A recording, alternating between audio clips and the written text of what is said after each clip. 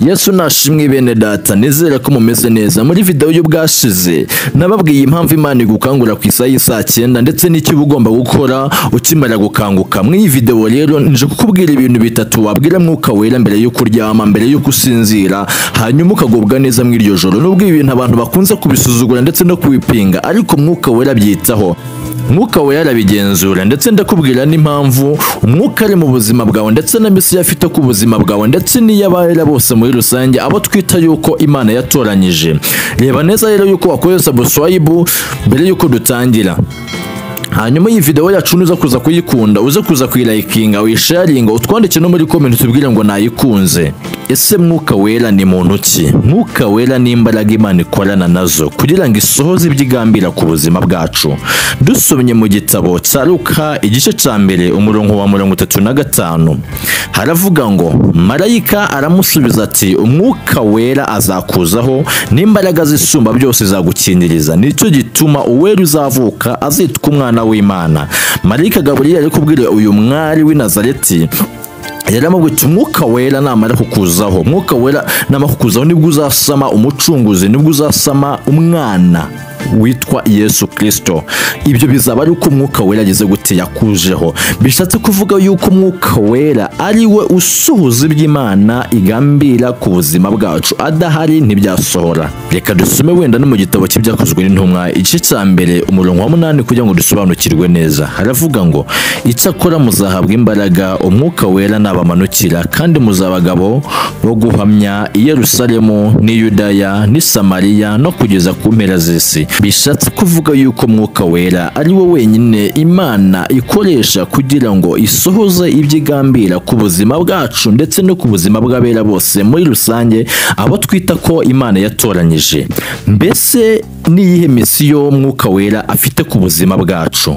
Misiyo y'Umwuka Wera ku buzima bwacu niyo kudufasha mu buzima bwa buri munsi ndetse no kutuyobora neza mu nzira kugira ngo atugeze aho Imana igambira n'aho Imana yateguye tuzaba turi mu gihe ntazi nawe utazi. Reka dusome wenda ne mu gitabo cya Yohana igice cya 14 umurongo wa 18 n'uwa 19 haratubwiye ngo sinzabasiga nk'imfubyi, ahubwo nzazaho muri. Hasigaye umwanya mutoya ab'isi ntebe bakimbona, ariko mwebweho muzambona kuko ndiho namwe muzabaho.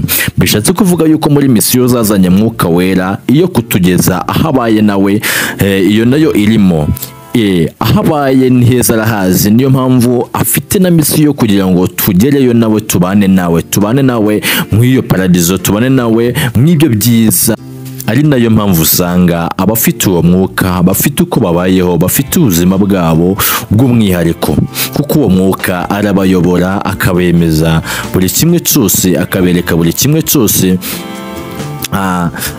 cyenda kuba. Usanga muri make bafite ubuzima bwabo babayemo bw'umwihariko, kuko uwo mwuka muri misiyo zamuzanye iyo ngiyo nayo irimo yo gufasha abantu ndetse no kubayobora, akabageza aho wehe bwiwaba kugira ngo nabo bahabe baguwe neza muri paradizo.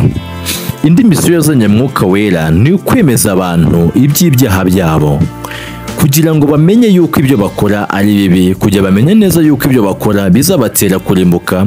Bityo muri misiyo zazanye Mwuka Wera iyo nayo irimo kugira ngo abemeze iby'ibyaha byabo kugira ngo bahinduke.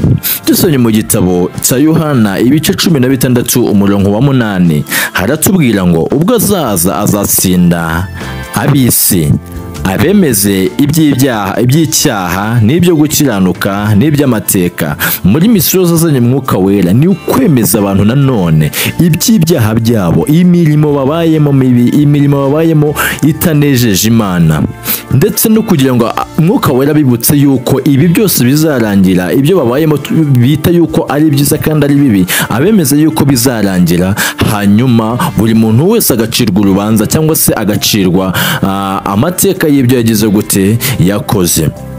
Muri misiyo zazanye Mwuka Wera iyo ngiyo nayo irimo. Bityo rero arashaka yuko buri wese akizwa akagendera mu nzira Imana ishaka, ku munsi w'amateka wazagera akazahagarara adatsinzwe n'urubanza rw'ibyo azaba ari gucirwa icyo gihe. Tudatinze rero reka turebe amagambo atatu wabwira Mwuka Wera mbere y'uko uryama, mbere y'uko usinzira, ukayashyira mu isengesho ryawe, maze Mwuka Wera akanezerwa agakomeza kugukorera ibyiza gusa.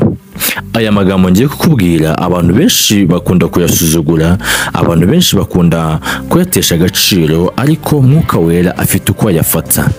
Ijambo rya mbere ukwiye kubwira Mwuka Wera, ukwiye kumubwira ati ndagushimiye Mwuka Wera. Iri jambo ushobora kuryumva yuko ari risanzwe, ukumva atari na bwa mbere uryumvisha amatwi yawe, ariko iri jambo rifite uburemere ndetse rifite n'umumaro munini mu buzima bwawe, kubera yuko Mwuka Wera aryumva cyane. Nk'uko umuntu ashobora kugukorera igikorwa cyiza, nyuma y'icyo gikorwa ugasubirayo ukamubwira ati ndagushimiye, uko niko Mwuka Wera nawe aba yifuza, aba ashaka kubona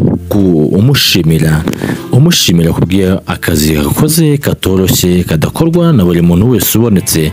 Mwuka Wera aba yifuza kumva umubwira iryo jambo ngo ndagushimiye, bityo nibwo nawe azakakwereka ibindi byenda kuba n'ibindi yenda gukora mu buzima bwawe, kandi aba ari byiza binezeza umutima wawe kubw'iryo jambo wavuze ngo ndagushimiye ryonyine. Bityo rero ntukabure gushimira Mwuka Wera, ntukabure kumwereka yuko unyuzwe n'imirimo agukorera, unyuzwe n'imirimo agenda gukorera mu buzima bwawe. Ujye umushimira buri uko ugiye kuryama, buri uko ugiye gusinzira, umuti ndagushimiye Mwuka Wera kubw'ibyo wankoreye uyu munsi, ndagushimiye Mwuka Wera kubw'imirimo myinshi wagiye unkorera. Mwuka Wera nawe azabyumva cyane, hanyuma nubwo uzasanga anagusuye no mu nzozi akwereka ibyo yenda kugukorera bigiye bitandukanye, kubera iryo jambo wamubwiye ngo ndagushimiye Mwuka Wera. Irindi jambo rya kabiri ushobora kubwira Mwuka Wera ugiye kuryama, ugiye gusinzira, ni ijambo rivuga ngo mbabarira Mwuka Wera. Iri jambo sinzi uburemere nariha, ubundi mu iyi si tubaho mu buzima navuga yuko butari ubwera, butejejwe, kubera yuko tugenda duhura n'intambara, tukajya duhura n'ibintu byinshi cyane bituma tubasha guhemukira n'uwo mwuka, tubasha gutuma tumutera umugongo. Kugira rero atazicuza impamvu yaje mu buzima bwawe, ni ukugira ngo ni ukumubwira ijambo ngo mbabarira Mwuka Wera buri uko ugiye kuryama, ukamubwira mbabarira Mwuka Wera, kubera yuko hari byinshi cyane uba wanyuzemo ku manywa ndetse n'indi minsi yose bitaba byanejeje Mwuka Wera. Bityo rero iyo umubwira iryo jambo ngo mbabarira Mwuka Wera, bituma abona neza yuko baciye bugufi mu mutima wawe, bigatuma akubabarira. Nk'uko tubisanga mu gitabo cya Yakobo ibice 3 umurongo wa 6 haravuga uti ngo ariko nubwo bimeze bityo Imana irushaho kutugirira neza, Imana irushaho kutugira imbabazi, nicyo gituma ivuga iti Imana irwanya abibone ariko abicisha bugufiya ikabahera ubuntu. Umuntu wese wicisha bugufiya mu mutima, Mwuka Wera ahita akamubona, hanyuma akamukemurira na buri kimwe cyose afite mu buzima bwiwe, kubera yuko aba yicishije bugufiya ya Mwuka Wera. Bityo rero bigatuma Mwuka Wera arushaho gusabana nawe. Ijambo rya gatatu rero dushobora kubwira Mwuka Wera mbere yuko turyama, ni ijambo rivuga uti ngo undinde Mwuka Wera. Iri jambo ndabizi neza yuko abantu bamwe na bamwe barinegirije cyangwa se bakaryirengagiza, ariko iri jambo rifite ububasha bukomeye cyangwa se ubundi butwari bukomeye, kuko iyo usomye igitabo cy'imikorere ya Satani bakubwira neza yuko burya ijoro ari ribi, ijoro ariho imyuka mibi yose izamuka iva ikuzimu ishaka kuza gutwara ab'Imana yimitse, aba ari ikimenyetso cy'umwuka, aba ari ikimenyetso cy'amaraso ya Yesu Kristo.